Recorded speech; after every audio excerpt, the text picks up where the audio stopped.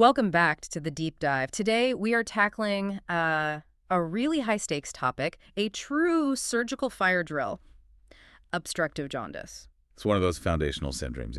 Absolutely. For anyone in clinical training or prepping for boards or really just fascinated by complex medicine, this is a masterpiece.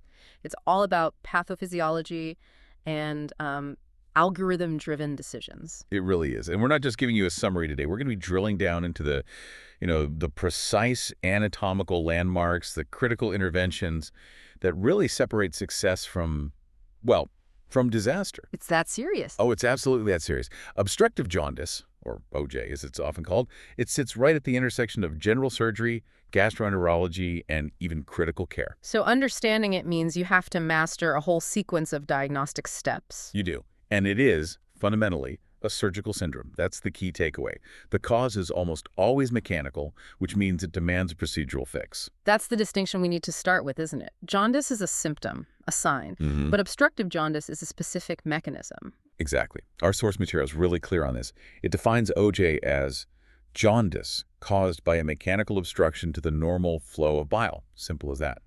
A blockage. And this blockage can happen, well, anywhere along the line. Anywhere. From the tiniest little ducts inside the liver, the canaliculi, Yeah. all the way down to the final exit point into the duodenum, the ampulla of Vater. If that road is closed, the traffic just backs up. And when that traffic, the bile, backs up, we get this unmistakable clinical picture. What is the classic presentation you want every single learner to recognize instantly? Okay, so you need to have this triad memorized, plus one really hallmark symptom. The triad is number one, conjugated hyperbilirubinemia. That's the yellowing of the skin and eyes, the icterus. Right. Number two, because bile isn't getting into the gut, the stools become pale. Clay-colored. A colic is the technical term. Okay, so yellow skin, pale stools. And number three, the bilirubin that's backing up into the blood gets filtered by the kidneys. So that results in noticeably dark urine. Dark, almost tea-colored urine. And the fourth sign, the one that often actually drives the patient to the doctor. The pruritus, the severe, just debilitating itching, can be absolutely maddening for the patient. And what causes that? It's not the bilirubin itself, is it? No, it's the accumulation of bile salts in the systemic circulation. They get deposited in the skin and cause this intense irritation. And its presence, it strongly suggests a mechanical blockage rather than just, simple liver inflammation or something like that. So our mission today is to lay out the whole roadmap. We're going to be digging into the crucial biliary anatomy, the specific culprits, both benign and malignant, and then those high-stakes clinical signs like Charcot's triad and Courvoisier's law. And after that, the diagnostic algorithm. Labs, imaging, the whole sequence. And finally, management, including the really big, complex procedures like the Whipple. All right, let's get into it. To manage an obstruction, you have to know the plumbing. Let's trace the path of bile right from the start. We have to start microscopically. Bile is produced by the hepatocytes, the liver cells. And it first flows into these tiny channels between the cells called bile canaliculi. Just tiny little pathways. Minuscule. From there, it moves into slightly larger ductules, which then drain into the segmental ducts. And these segmental ducts start merging like small streams flowing into a bigger river. That's a perfect analogy. They keep coalescing until they form the two main trunks. The right hepatic duct, draining the right lobe of the liver, and the left hepatic duct, draining the left. And when those two finally meet? When the right and left hepatic ducts merge, they form the common hepatic duct, the CHD. Mm-hmm. And that's a key landmark because at that point, we've officially exited the liver itself. We are now in the extrahepatic biliary system. And that's where most of the surgical action happens, right? It's where almost all of the high-stakes pathology occurs. This extrahepatic system is what we're focused on. It's made up of that common hepatic duct, the cystic duct, which is the drain pipe from the gallbladder. And then the big one, the common bile duct, or CBD. The CBD, exactly. It's formed by the junction of the CHD and the cystic duct. And this structure, the CBD, is the most critical piece of anatomy in this entire discussion. Why so critical? Because it's the final conduit. It's about 7 to 8 centimeters long in an adult, and it's responsible for depositing all that bile into the second part of the duodenum. For any kind of surgical planning, understanding its 4 distinct segments it's just non-negotiable. Okay, 4 segments.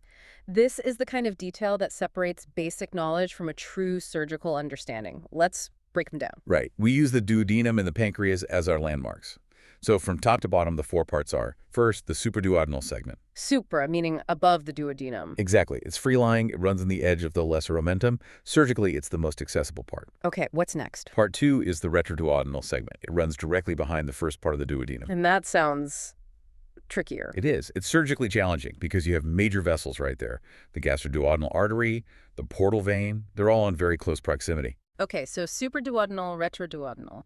What's the third part? The third part is the pancreatic segment. This is the longest part, where the CBD is actually tunneled through, completely enveloped by the substance of the head of the pancreas. It runs right through the pancreas. That's a huge clinical point, isn't it? It's everything. It immediately tells you that pathology in the head of the pancreas is going to affect the bile duct. And the last part. The final, very short segment is the intramural part. It penetrates the actual wall of the duodenum and joins up with the main pancreatic duct right before it opens at the ampulla of Vater. That pancreatic segment seems like the most important one to remember. If a trainee knows the CBD runs through the head of the pancreas, what diagnosis should immediately jump to mind when they see a low obstruction on imaging? Pancreatic cancer. First and foremost, if you see the bile duct is dilated all the way down and the blockage is in that third segment, you have to have an extremely high suspicion for a carcinoma of the head of the pancreas, or, less commonly, severe chronic pancreatitis. And that makes surgery there incredibly difficult. Incredibly, you're trying to operate on a deep structure that might be surrounded by cancer or really dense inflamed scar tissue. It's a real challenge. Now, the source material also points out where stones most commonly get stuck. It's not random, is it? Not at all. It's physics. Most gallstones that migrate out of the gallbladder make it all the way down until they get caught in the narrowest part of the whole system, the bottleneck, Which is? the distal CBD. So that means the intramural or the final part of the pancreatic segment, right near the ampulla. They just can't squeeze through that final opening. So if imaging shows a stone right there, the diagnosis is basically confirmed. It is. And it also tells you exactly where to target your therapy, which would be an ERCP to pull that stone out from the bottom. Okay, so we have the plumbing map. Let's talk about what happens when it gets blocked. The pathophysiology. Why does a blocked duct so quickly lead to systemic illness? It's all about pressure. It's a vicious cycle that starts with hydrostatic pressure. The liver keeps making bile, but the exit is sealed off. So it just backs up. It backs up, and the pressure inside the entire ductal system just skyrockets. This isn't just a passive thing. That pressure is transmitted all the way back up into the liver cells themselves. And that damages the cells. It does. The sustained high pressure physically damages the tight junctions between the hepatocytes. And what happens then is that the bile, which contains that already processed conjugated bilirubin, is forced to regurgitate. It leaks back across the liver cells and into the hepatic sinusoids. The venous blood spaces in the liver. Precisely. So the processed toxin, which was all ready for excretion, gets dumped right back into the systemic circulation. And that is the definition of conjugated hyperbilirubinemia in this specific context. That's it, exactly. And this whole process is dangerous. The stasis, the stagnant bile, it's a perfect breeding ground for bacteria ascending from the intestine. And that sets the stage for cholangitis, which is a life-threatening infection. Understanding that mechanism, let's categorize the culprits. The source material splits them cleanly. Benign versus malignant. Let's start with the benign causes. The discussion has to begin with choledocholitis. This is, hands down, the most common cause of obstructive jaundice overall. Gallstones in the common bile duct. Right. Stones that formed in the gallbladder then migrated down the cystic duct and got impacted in the CBD. And the way a stone presents often gives us a major clinical clue, doesn't it? The pain. It's a huge differentiator. Stone obstruction is usually acute. The stone moves, gets lodged, and the pressure builds up suddenly. This causes biliary colic, that sudden, severe right upper quadrant pain that can radiate to the back or shoulder. Which is very different from the way a malignancy might present. Very different. We'll get to that. But that sudden onset of pain plus jaundice should make you think stone immediately. What other benign conditions can cause this, besides stones migrating? You have to think about benign biliary strictures. These are non-cancerous narrowings of the duct. And where do they come from? They almost always come from one of two places. First is iatrogenic injury, damage during a previous surgery. Most commonly, a gallbladder removal, a cholecystectomy. By far the most common cause. A difficult cholecystectomy can lead to a duct injury, and the resulting scar tissue forms a stricture. Repairing those is some of the most complex surgery we do. Okay, so surgical injury. What's the second cause? Chronic pancreatitis. Remember how we said the CBD runs right through the head of the pancreas? Right. Well, when the pancreas is subjected to years of chronic inflammation and fibrosis, that scar tissue can slowly, relentlessly just squeeze the CBD shut. It's a progressive but benign obstruction. Which sounds like a diagnostic nightmare because that progressive jaundice could easily be mistaken for cancer. It is a nightmare. Differentiating a benign inflammatory stricture from an early pancreatic cancer can be extremely difficult. It often requires very advanced imaging and sometimes biopsies that are hard to get. Okay, now for the high-yield exam favorite exception, Maridzi syndrome. Yeah, This feels like one of those things you just have to know. you do. Maritzi is fascinating because it breaks the rule. The definition is a stone that's impacted in the neck of the gallbladder or in the cystic duct itself. The key fact here is that the stone is not in the common bile duct. Wait, so if the stone isn't in the CBD, how on earth does it cause obstructive jaundice? It's an external compression, a mechanical squeeze from the outside. The large lodged stone causes a massive inflammatory reaction. That swelling, or even the stone itself, just presses on the adjacent common hepatic duct and closes it off. Wow, so it's not an internal blockage, it's an external one. Exactly. In more advanced types, the stone can even erode right through the wall and create a fistula, a direct connection. But the mechanism is compression. So when you're looking at imaging, you might see all the ducts are dilated, but the CBD itself looks clear. You have to think Maritzi. What a great clinical pearl. Okay, let's pivot to the other side of the coin, the malignant causes, the growth. And here we have to start with the big one, carcinoma of the head of the pancreas.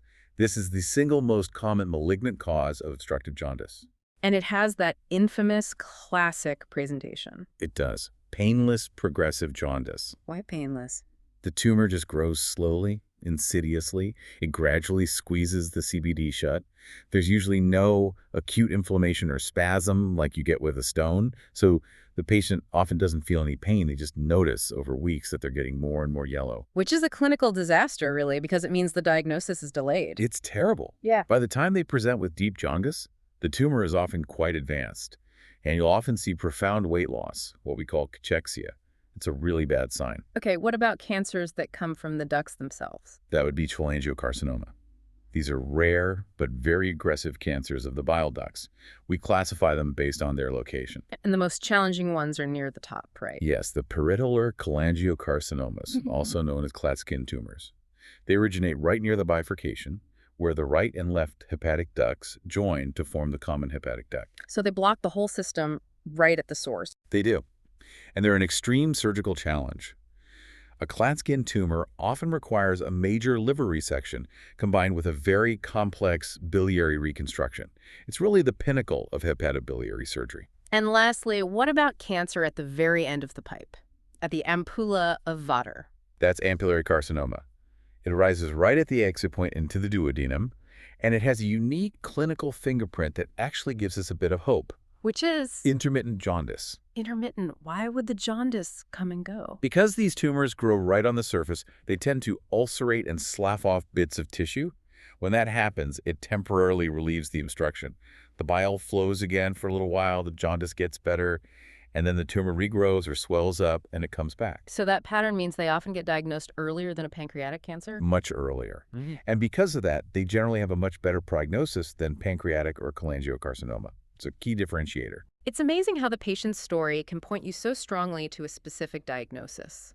Sudden pain. Think stones. Painless and progressive. Pancreatic cancer. Intermittent. Ampullary. That three-way split is a powerful clinical tool you can use right at the bedside long before you get any imaging back. Okay, let's dig into more of those clinical clues. We've talked about the symptoms, but some patterns are true emergencies. Let's talk about infection. Right. When you have bile stasis, the blockage, and you add ascending bacterial colonization from the gut, you get acute ascending cholangitis. And it's an emergency because the high pressure in that blocked system literally drives bacteria and toxins straight into the bloodstream. It's sepsis. And this is where we have to know Charcot's triad. Every clinician needs this burned into their memory. Absolutely. Charcot's triad is the definition of acute cholangitis. It's 1, fever, which signals the systemic infection. 2, jaundice from the underlying obstruction. And 3. And 3, right upper quadrant pain from the inflamed and distended biliary system. You see those three things together, you have to act immediately, urgent antibiotics, and you have to start thinking about decompressing the system. Immediately. But it can get even worse when that triad escalates, when the sepsis really takes hold. We enter the territory of Reynolds pentad. So what two signs get added to make the pentad? Reynolds pentad adds two signs of severe systemic collapse.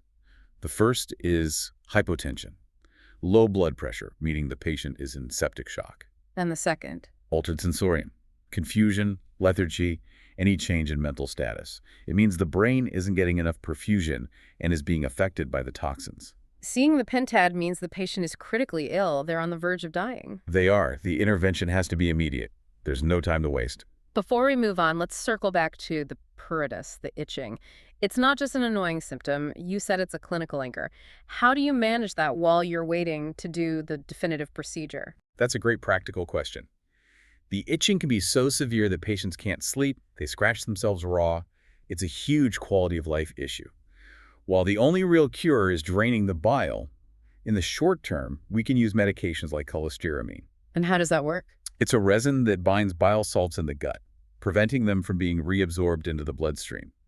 It's a palliative measure, but it can provide significant relief and is essential for keeping the patient comfortable while we plan our next move. Okay, let's pivot to the physical exam and the most famous rule in this entire field, Courvoisier's law. I want you to really unpack the why behind this law. Right. Courvoisier's law states that in the presence of jaundice, a palpable non-tender gallbladder is unlikely to be due to gallstones. The implication being it's probably malignancy. And the standard explanation is that chronic gallstones cause the gallbladder to become scarred and shrunken. Exactly. But let's dig into that. We're talking about a chronic process that takes years. Recurrent bouts of cholecystitis or inflammation lead to continuous cycles of damage and healing. That healing involves laying down scar tissue, fibrosis. And that scar tissue makes the wall thick and stiff. Thick, stiff, and contracted. The smooth muscle layers are replaced by scar. That gallbladder loses its ability to stretch and distend when the bile backs up. So in most cases of stone obstruction, the gallbladder is small, shrunken, and you just can't feel it. But with a tumor, like a pancreatic cancer, the timeline is much shorter. Much shorter. We're talking weeks or months. So you have a previously healthy, compliant gallbladder. When the tumor causes a rapid obstruction, that healthy gallbladder distends easily with the back pressure. It becomes this smooth, pear-shaped, easily palpable mass you can feel under the ribcage. The classic Courvoisier sign. That's it. It's a powerful physical finding that immediately points you towards a malignant cause, usually in the pancreas or the distal CBD. But of course, there are exceptions. The high-yield exam questions love the exceptions to the rule. When would you feel a palpable gallbladder with stones? Right. These are the points that test real mastery. First, if you have a double impaction, or, more commonly, a primary CBD stone in a patient who never had chronic cholecystitis. If the gallbladder wall is still healthy and compliant, it can distend. Okay, what else? Second, an empyema of the gallbladder. This is an acutely infected, pus-filled gallbladder. Even if the walls are a bit scarred, the sheer pressure from the pus inside can make it large and palpable. And the third? Hydrops of the gallbladder.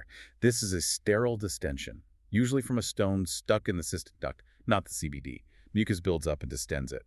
It's palpable, but usually not associated with deep jaundice, since the main duct isn't blocked. So you follow Courvoisier's as the rule, but you keep those exceptions in your back pocket. You have to. Beyond the gallbladder, you're looking for other things on exam. The icterus, obviously, the scratch marks from the pruritus. And if you're thinking cancer, you look for signs of spread, like a palpable supraclavicular lymph node, Virchow's node, or just the general signs of cachexia. Every little finding helps build the case. Okay, we have our clinical suspicion. Now we need data. We need a map. Let's walk through the diagnostic roadmap, starting with the blood work. The labs do two things. They confirm the obstruction is the problem, and they assess how sick the patient is. The very first finding we need to confirm is the conjugated hyperbilirubinemia. Total bilirubin will be high, and the conjugated or direct fraction will make up most of it. What about the liver enzymes? How do they help us differentiate obstruction from, say, hepatitis? We look at the liver function tests, the LFTs, specifically alkaline phosphatase, or ALP, and gamma-glutamyl transferase, GGT. And why those two? Because both of those enzymes are located in the cell membranes of the cells that line the bile ducts, the cholangiocytes. When pressure builds up from a blockage, these cells get stretched and stressed, and they release huge amounts of ALP and GGT into the blood. And the key differentiator is the ratio of the ALP to the other liver enzymes, the transaminases. That is the critical point. In a mechanical obstruction, the ALP and GGT will be markedly elevated, often 3, 4, 5 times the upper limit of normal. But the transaminases AST and ALT, which are markers of hepatocyte damage, they'll only be mildly elevated or even normal. That's the cholestatic pattern. That's the classic cholestatic pattern. High ALP, normal-ish, astalt. If you saw the reverse sky-high AST and ALT with a mild ALP bump, you'd immediately think of a primary liver problem like viral hepatitis. Okay, labs have confirmed obstruction. Now we need to see it. What is the mandatory first-line imaging test? It has to be the ultrasound, USG. It's cheap, it's fast, it's non-invasive, it's available everywhere. Its only job, really, is to answer one question: are the ducts dilated? Is there a specific number, a cutoff we look for? There is. While it varies a little with age or if the patient has had their gallbladder out, the standard abnormal cutoff for the common bile duct diameter is greater than 6 millimeters. And can it see the cause? Sometimes. It's great at seeing gallstones in the gallbladder. It might see a dilated gallbladder, suggesting Courvoisier's law. But it really struggles to see the distal CBD, especially in patients who are overweight or have a lot of bowel gas. That area is just too deep. So when the ultrasound confirms dilation but can't see the cause, or if you have a high suspicion of a tumor, where do you go next? The next step is the MRCP, magnetic resonance cholangiopancreatography. This is the non-invasive diagnostic gold standard for mapping out the biliary tree. Why is it so much better than, say, a CT scan? A CT is great for seeing masses, for seeing the pancreas itself. But MRCP uses a special type of imaging, heavily T2 weighted, that makes static fluid, like the bile sitting in the ducts, glow incredibly brightly. So it creates a literal map of the ducts. A perfect 3D roadmap. You can see the entire system, from the tiny intrahepatic ducts all the way down to the ampulla. It will show you exactly where the obstruction is and usually what's causing it. A stone will look like a dark spot in the bright duct. A stricture will look like a narrowing. It's essential for planning the next step. And that brings us to the final step, which is both a diagnostic tool and, more importantly, a therapeutic one, ERCP. Endoscopic retrograde cholangiopancreatography. Mm-hmm. And you're right, while it does give you diagnostic images, you're injecting contrast directly into the ducts. Our source material is correct to categorize it primarily as a treatment. Why is that distinction so important? Because it's invasive. It carries real risks, most notably pancreatitis. It requires sedation. So you don't do an ERCP just to look around if you don't have to. If the MRCP has already given you the perfect diagnosis, you only proceed to ERCP if your plan is to fix the problem during the same procedure. And what can you do with it? What are the therapeutic actions? You can do a sphincterotomy, which is a small cut to widen the opening of the bile duct. You can use little baskets or balloons to pull out impacted stones. Or, if there's a malignant stricture, you can deploy a stent, a little metal or plastic tube, to prop the duct open and bypass the blockage. So the algorithm is crystal clear. Ultrasound to confirm, MRCP to map, ERCP to fix. That is the ideal surgical roadmap. All right, let's talk strategy and management. We know this is a time-sensitive problem. Before you can do any definitive procedure, you have to stabilize the patient. What are the absolute must-do preoperative measures? You have to address the systemic toxicity of the jaundice. And that means focusing on 3 things: coagulation, nutrition, and infection. Let's start with coagulation. Why are these patients at such a high risk of bleeding? It comes down to vitamin K. Bile is absolutely essential for absorbing fat from our diet, and vitamin K is a fat-soluble vitamin. So no bile in the gut, no vitamin K absorption. Exactly. And the liver needs vitamin K to synthesize the key clotting factors, factors 2, 7, 9, and 10. Without them, your blood doesn't clot properly. So this has to be corrected with intravenous vitamin K before you even think about putting a needle or a scalpel into the patient. What about the other 2 pillars, nutrition and infection? Nutrition is key, especially if you suspect cancer, as these patients are often very malnourished. And for infection, if the patient have any hints of Charcot's triad, you start broad-spectrum antibiotics immediately to get ahead of the sepsis that can explode with cholangitis. Okay, patient is stable. Let's talk definitive cause-based management. Scenario 1, the most common. CBD stones. Choledocholithiasis. The treatment is a 2-step sequence. Step 1 is to relieve the obstruction. That's usually done with ERCP and stone extraction. That clears the duct, relieves the jaundice. But that doesn't solve the underlying problem. It doesn't. You've cleared the pipe, but the stone factory, the gallbladder, is still there. So step 2, ideally done soon after, is a cholecystectomy. You remove the gallbladder to prevent recurrence. That's the complete cure. Now for the big one, carcinoma of the head of the pancreas. Management here depends entirely on one thing. Is it resectable? That is the only question that matters. If the disease is localized, hasn't spread, hasn't encased major blood vessels, then the potential curative operation is the Whipple's procedure, the pancreaticoduodenectomy. This is one of the biggest operations in all of surgery, isn't it? It is. It's a massive undertaking. High risk, high morbidity, often taking 8 to 10 hours. It's a true test of a surgeon and an institution. For the learner, what actually gets removed during a Whipple? You remove the head of the pancreas, the entire C loop of the duodenum, the gallbladder, the distal bile duct, and sometimes a part of the stomach. But the removal is almost the easy part. The reconstruction is the real challenge. You have to replumb the entire upper GI tract. You do. You have to make 3 new connections, 3 anastomosis. You connect the remaining pancreas to the intestine for enzymes. You connect the remaining bile duct to the intestine for bile flow. And you connect the stomach to the intestine for food to pass through. It's incredibly complex. And if the disease is unresectable, if it's already spread, Then the goal shifts completely from cure to palliation. We can't remove the cancer, but we must relieve the obstruction and the awful symptoms of jaundice and itching, and how is that done? usually with a palliative biliary stent. We use ERCP to place a self-expanding metal stent through the tumor, propping the duct open. This relieves the jaundice, improves quality of life, and can allow the patient to be well enough to receive chemotherapy. And finally, the ultimate emergency, acute cholangitis. The patient is septic. The principle here is simple: emergency decompression and drainage.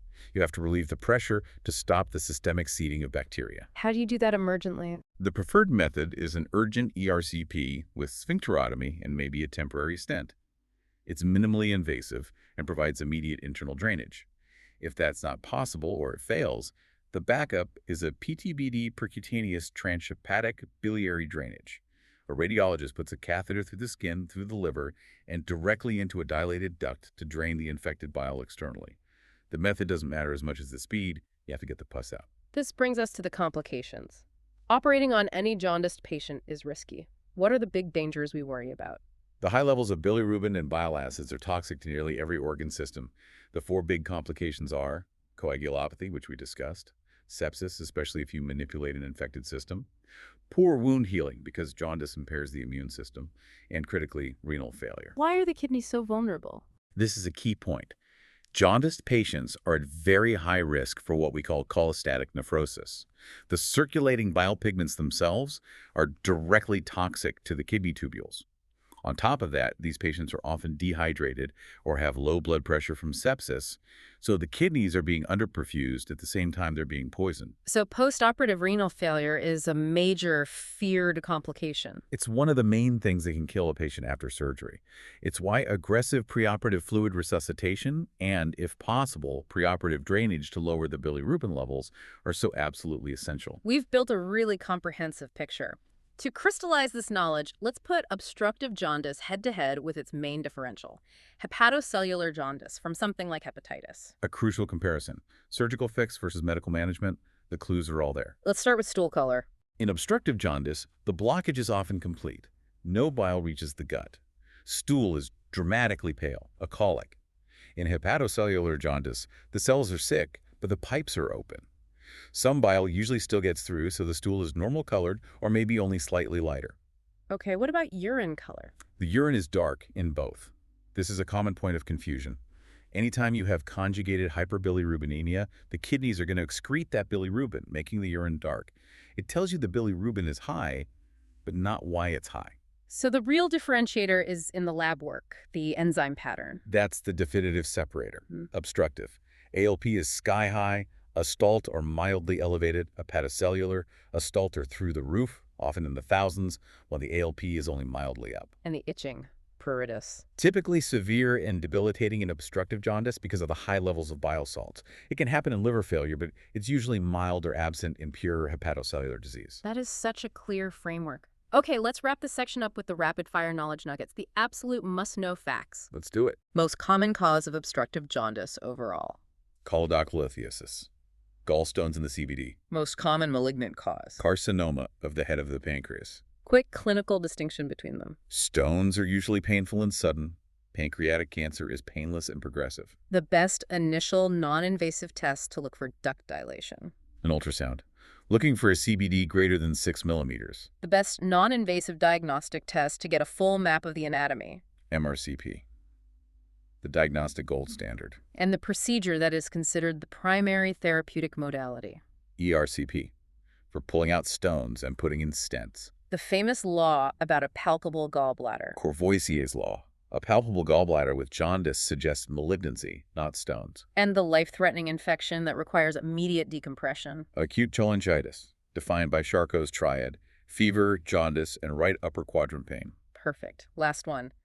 The critical pre-op step to prevent bleeding. Intravenous vitamin K. Yeah. You have to correct the coagulopathy. This whole deep dive really confirms it. Obstructive jaundice is a rigorous, demanding surgical challenge. It requires that intimate knowledge of anatomy, a strict adherence to the diagnostic algorithm, and just decisive action. The stakes are so high. And the timing is everything. There's an old surgical maxim that I think sums it up perfectly. In obstructive jaundice, delay kills, drainage saves. That says it all. You have to relieve the pressure. You have to drain the system. That's what saves the patient's life, whether it's with an ERCP or a PTVD, and it has to happen before you can even contemplate a huge curative resection. And that imperative, the need for drainage, leaves us with a final thought for you to consider. We talked about the Whipple procedure, this massive, potentially curative operation for pancreatic cancer, and we talked about the alternative for unresectable disease, which is simple palliative stenting. A huge difference in scope and risk. So the provocative question is this. Knowing that simply draining the bile and relieving the symptoms can so dramatically improve a patient's quality of life, where does the surgeon draw the ethical and technical line? How do we use our increasingly sophisticated imaging to make a really accurate call on resectability before subjecting a frail, jaundiced patient to a dangerous and potentially futile operation? It's a continuous, high-stakes judgment call that really defines the art of surgical oncology. It's knowing when the enormous risk of an aggressive cure outweighs the clear, immediate benefit of aggressive palliation. A difficult balance, but one that is grounded entirely in the detailed anatomical and physiological knowledge we've covered today. Thank you for joining us for this deep dive. We hope you walk away better informed and ready to face this critical challenge.